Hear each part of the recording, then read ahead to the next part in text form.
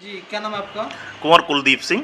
कुलदीप जी, आज आपने प्रेस वार्ता की है ब्रजभूषण के साथ। बताया क्या पूरा मामला, क्यों आज आप लोगों को प्रेस वार्ता करनी पड़ी? हमें प्रेस वार्ता करने के लिए मजबूर होना पड़ा। जनवरी में इन महिला पहलवानों ने धरना दिया था ब्रजभूषण सिंह के खिलाफ। ठीक है, खेल मंत्रालय ने, इनका आपस का मंत्रालय, वो खिलाड़ी वो अध्यक्ष। खेल मंत्रालय ने मेरी कॉम की अध्यक्षता में कमेटी गठित की। उसकी जांच रिपोर्ट कुछ आई कुछ नहीं आई, लेकिन उसकी जांच रिपोर्ट आने से पहले ही इन लोगों ने क्या किया, अब फिर धरने बैठ गए। सुप्रीम कोर्ट में पहुंची। सुप्रीम कोर्ट ने कहा, इन्होंने कहा FIR दर्ज करा दो। सुप्रीम कोर्ट ने FIR दर्ज करा के आदेश दे दिए। FIR दर्ज हो गई। अब FIR दर्ज हो गई, अब क्या करें जी, इसके बाद क्या चाहिए ना, क्यों बैठे धरने पे। उसके बाद हमें एक बार दुख हुआ कि टिकैत साहब का, टिकैत यूनियन जो है, और सरुखा पंचायत जो हमारे यहाँ है, जाट जाति से संबंधित हैं, और जयंत चौधरी साहब, जबकि वो तो लोकदल के नेता हैं, लोकदल में राजपूत, जाट, बनिया, ब्राह्मण, त्यागी सभी हैं, भारतीय किसान यूनियन में भी सभी हैं, ये लोग जंतर मंतर में उन महिला पहलवानों के समर्थन में जा रहे हैं। भाई, तुम उनके समर्थन में क्यों जा रहे हो? क्या केवल इसलिए कि वो जाट हैं? नहीं, महिला या पुरुष खिलाड़ी कोई भी हो, खिलाड़ी का कोई धर्म नहीं होता। अगर उनके साथ शोषण हुआ है, हम उनके साथ हैं। बच्चियां सबकी हैं, खिलाड़ी हैं, बराबर हैं। जिस तरह से खाप पंचायत ने उन्हें समर्थन दिया, आज मुजफ्फरनगर से दिल्ली जनता मंत्र में भी खाप पंचायतें पहुंच चुकी है। आज कोई बड़ा निर्णय वहां से भी ले सकते हैं, क्या कहेंगे इस बारे में आप? हम ये कहेंगे, जो वो निर्णय लेंगे, अगर वो समाज हित में निर्णय है, देश हित में निर्णय है, तो हमें कोई आपत्ति नहीं, हम उनके साथ हैं। लेकिन अगर वो जाति के प्रति विद्वेष की भावना, सिर्फ ये देख के कि उनकी सास से सड़क, बस ये देख के ब्रजभूषण सिंह राजपूत है, केवल किसी लिए कि महिला पहलवान जाट है, केवल जाति की राजनीति अगर वो करते हैं, तो हम उनके खिलाफ बोलेंगे, खिलाफ रहेंगे, आंदोलन करेंगे। क्या सियासी अखाड़ा बनाया जा रहा है जंतर मंतर को? जंतर मंतर को सियासी अखाड़ा बनाया जा रहा है। आप देखिए, 2012 में दीपेंद्र हुड्डा ने जो है इसका फेडरेशन का पर्चा भरा था, उसका वापस करा दिया गया था, निर्विरोध ये हो गए थे। तो तब से फांस दिए दीपेंद्र हुड्डा के दिल में है ये फांस है कि मुझे हटा के, उसके बाद ये जीते, दोबारा जीते। और उसके बाद इन्होंने एक नियम बनाया कि कोई भी खिलाड़ी, चाहे सीनियर हो या जूनियर हो, बिना किसी ट्रायल क्वालिफाई के विदेश खेलने नहीं जाएगा। कि ओलंपिक हो, चाहे ये कॉमनवेल्थ के गेम हो या राष्ट्रीय गेम, कोई भी हो। इसमें जो है मेन लड़ाई यही है। अब ये जो विनेश फोगाट, साक्षी मलिक, ये कौन है, ये पूनिया, ये सब क्या है, ये चाहते हैं कि हमारा कोई ट्रायल ना देना पड़े, कोई भी कष्ट ना हो शरीर को, वहां पहुंच जाए।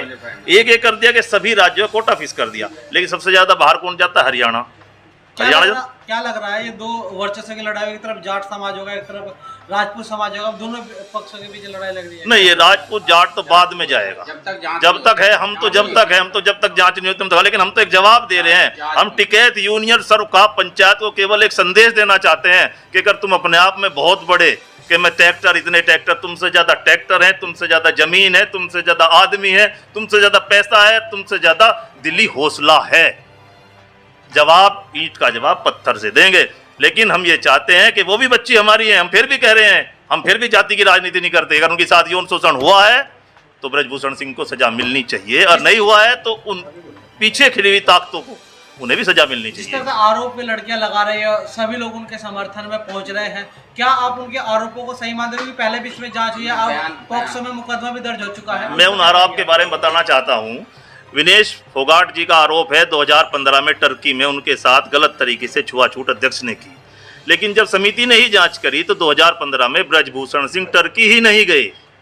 एक लड़की और है, उसका नाम नहीं, कि नाम मेरे दिमाग फिसल रहा है, कि साक्षी है या कोई और है, मैंने उसका फोटो खुद इंस्टाग्राम पे देखा। अपनी शादी का कार्ड दे रही थी ब्रजभूषण सिंह को कि मेरे पितृतुल्य अध्यक्ष को मेरी शादी का पहला कार्ड।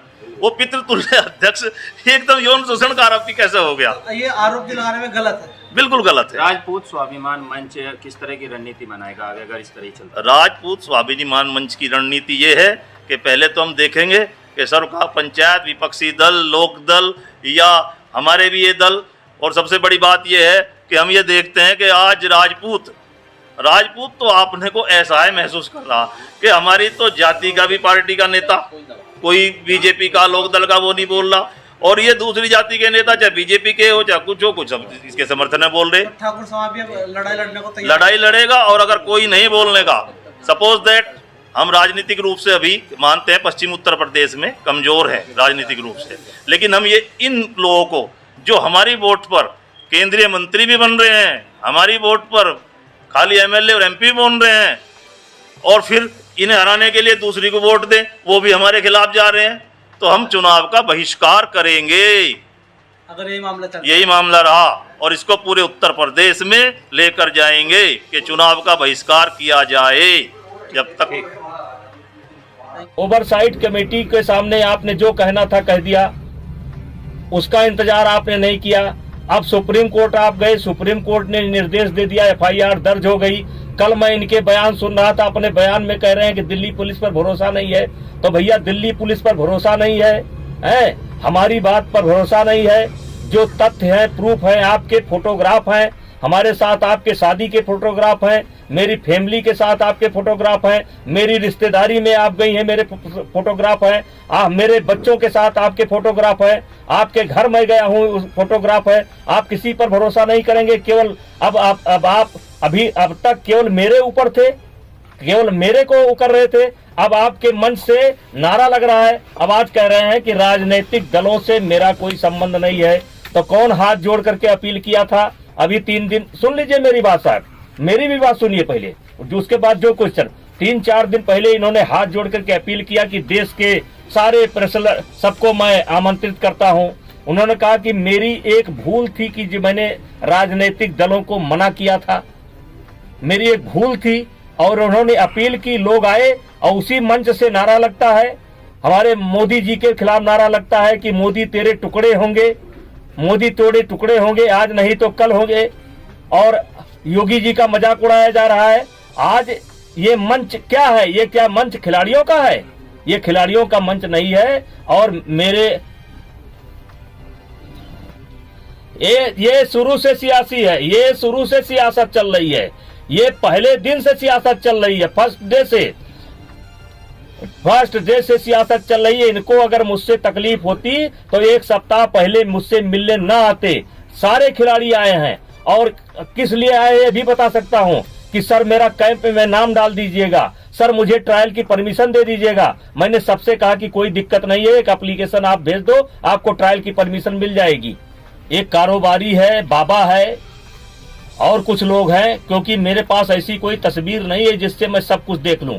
लेकिन एक सवाल उठता है कि कपिल सिब्बल की फीस जो है 50 लाख रुपया है, और पर हियरिंग की आप देखिए पैसा क्या लगता है कि नहीं लगता है। आंदोलन में वहां कम से कम दिन भर का खर्च 1000 रुपया, 2000, 4000, 10,000, 20,000 होगा। ये कैसे चलता है? इसके पीछे लोग हैं, कारोबारी हैं, और जो हमारे विरोध में भी हैं, हमारे सरकार के विरोध में भी हैं।